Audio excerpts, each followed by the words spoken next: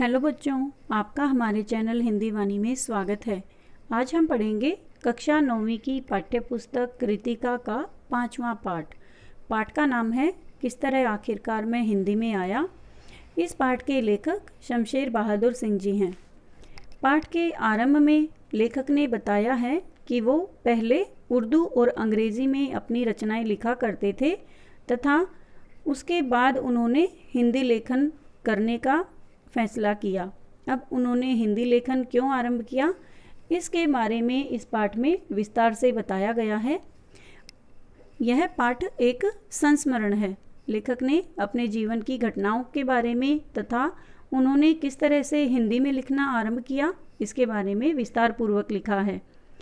इस पाठ में लेखक ने श्री हरिवंश राय बच्चन तथा सुमित्रा नंदन पंत के साथ बिताए जीवन के क्षणों को याद किया है। इसका सार इस प्रकार से है।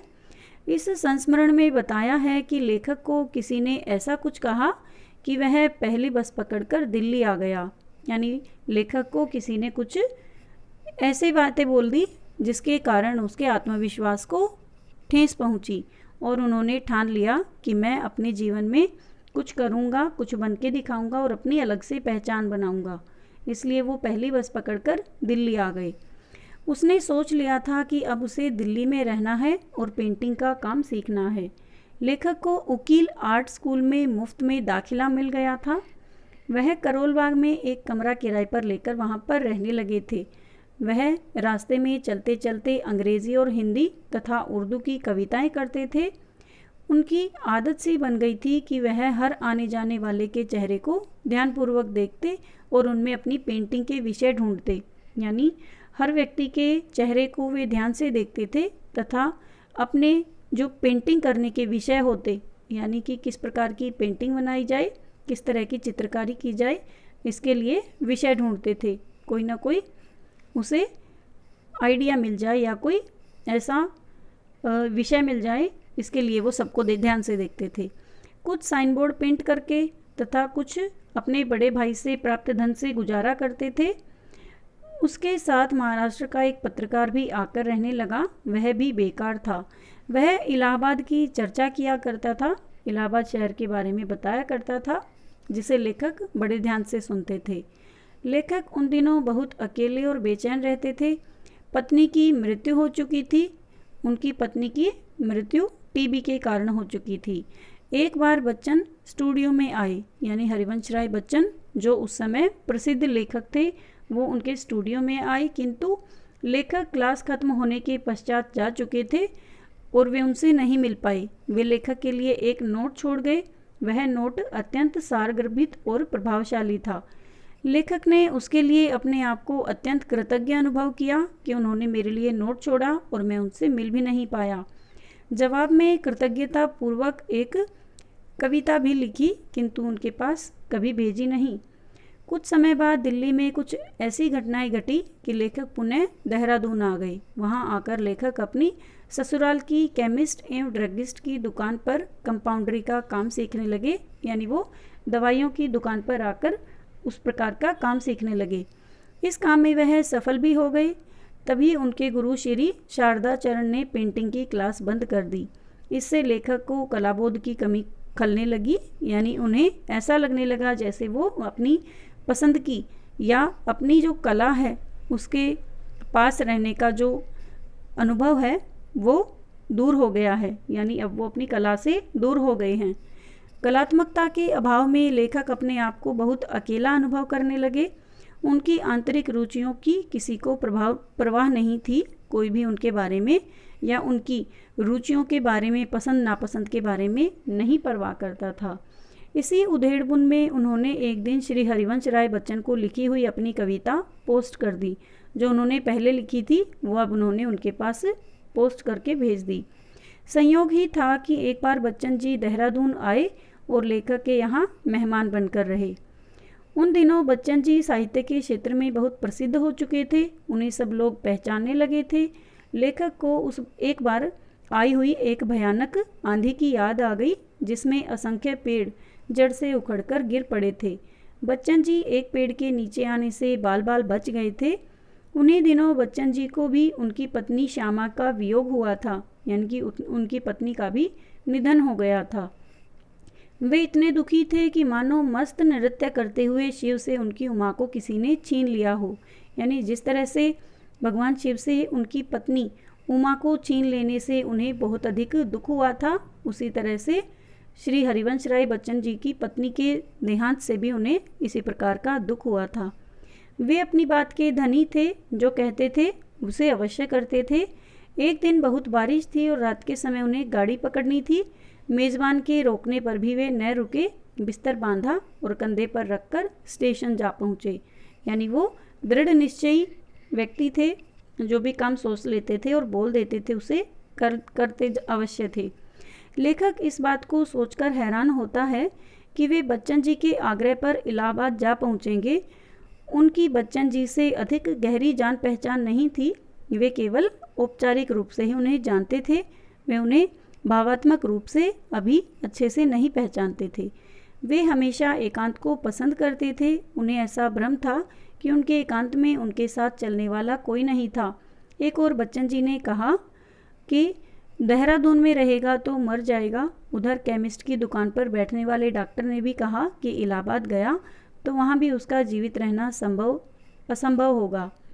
इस प्रकार वह भ्रमित सा हो गया, किंतु उसने इलाहाबाद जाने का निश्चय कर लिया। बच्चन जी ने एमए हिंदी की पढ़ाई का जिम्मा अपने ऊपर लिया तथा कहा कि जब कमाएगा तब लौटा देना। बच्चन जी चाहते थे कि वह काम का आदमी बन जाए, यानी अपने पैरों पर अच्छे से खड़ा हो जाए, आत्मनिर्भर बन जाए। किंतु लेखक न तो एमए की परीक्षा दे सके और न ही नौकरी कर सके। वहाँ रहते हुए लेखक का पंत जी से भी परिचय हुआ, यानी उस समय के प्रसिद्ध लेखक सुमित्रानंदन पंत जी। उन्हें भी सब लोग जानने पहचानने लग गए थे, वो भी प्रसिद्ध हो चुके थे।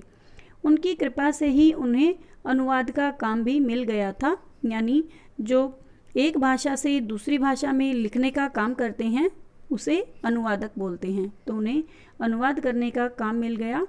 अब लेखक के मन में हिंदी कविता लिखने की रुचि जाग गई थी। वो हिंदी में कविता लिखना चाहते थे, किंतु उन्हें तो अंग्रेजी कविता और उर्दू गज़लें लिखने का अभ्यास था। बच्चन जी ने उनकी कविताओं की सराहना की और हिंदी में लिखने का अभ्यास भी निरंतर बढ़ने लगा था। जाट परिवार से संबंधित होने के कारण भी भाषा की दीवार उन्हें नहीं रोक सकी और उन्होंने धीरे धीरे हिंदी में कविताओं की रचना आरंभ कर दी। लेखक हिंदी की ओर बढ़ने के कारण अपने आकर्षण का कारण, यानी लेखक स्वयं मानते हैं कि उन्होंने हिंदी की तरफ अपने कदम बढ़ाए, कविताएं लिखने की शुरुआत की। उसका कारण निराला, पंत तथा श्री हरिवंश राय बच्चन आदि महान हिंदी कवियों व इलाहाबाद के अन्य साहित्यकारों से मिलने वाले उत्साह को मानते हैं।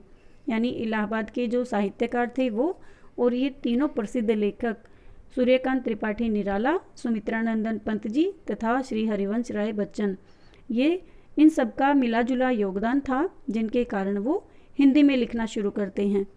यद्यपि वे हिंदी में बढ़ रही गुटबाजी से दुखी थे। बच्चन जी उस समय इस गुटबाजी के विरुद्ध लड़ रहे थे। यानी जो लेखक और कवि होते हैं उन लोगों ने अलग अलग गुट बना लिए थे, अपने अपने समूह बना लिए थे और उनके नाम भी रख दिए थे।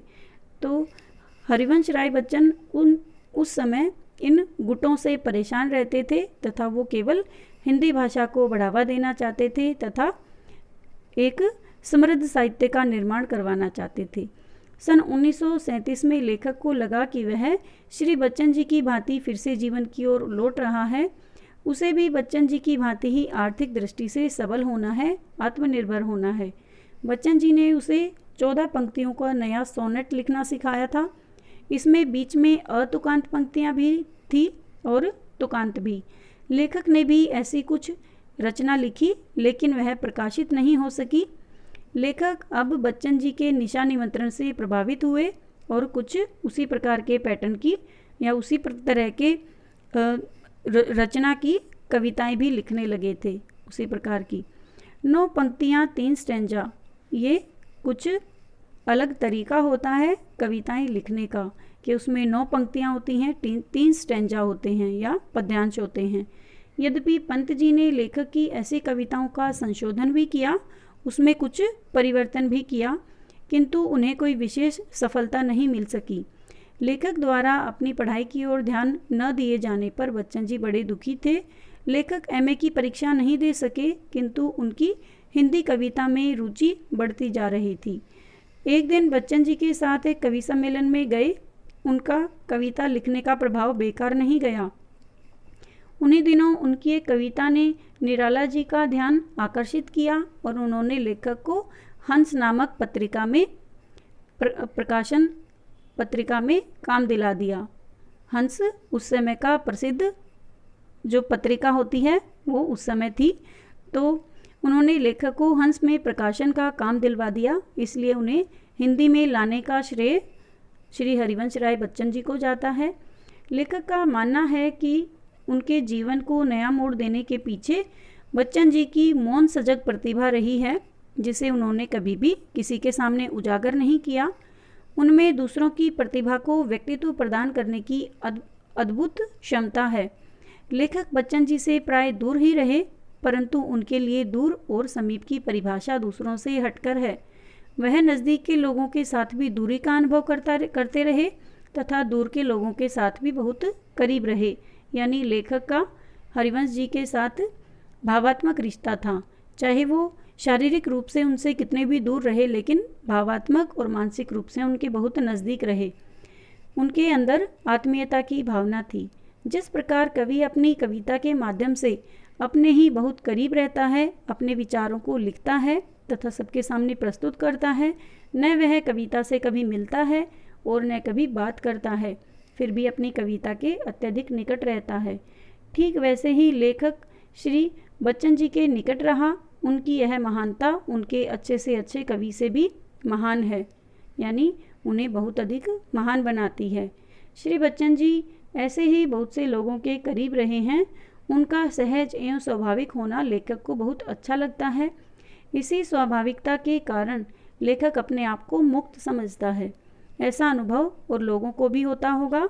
लेखक को विश्वास है कि बच्चन जैसे लोग दुनिया में हुआ करते हैं। वे असाधारण नहीं होते, होते तो साधारण हैं, किंतु बहुत कम होते हैं और बहुत मुश्किल से मिल पाते हैं। लेखक ने अपने जीवन की सभी घटनाओं के बारे में बताया है कि वो किस प्रकार इन प्रसिद्ध लेखकों के कवियों के संपर्क में आए और किस तरह से उन्होंने उर्दू और अंग्रेजी के बाद हिंदी में कविताएं लिखनी शुरू की। उम्मीद है बच्चों आपको यह पाठ अच्छे से समझ में आ गया होगा। अगले भाग में हम इस पाठ से लिए गए अभ्यास के प्रश्नोत्तर पढ़ेंगे। धन्यवाद।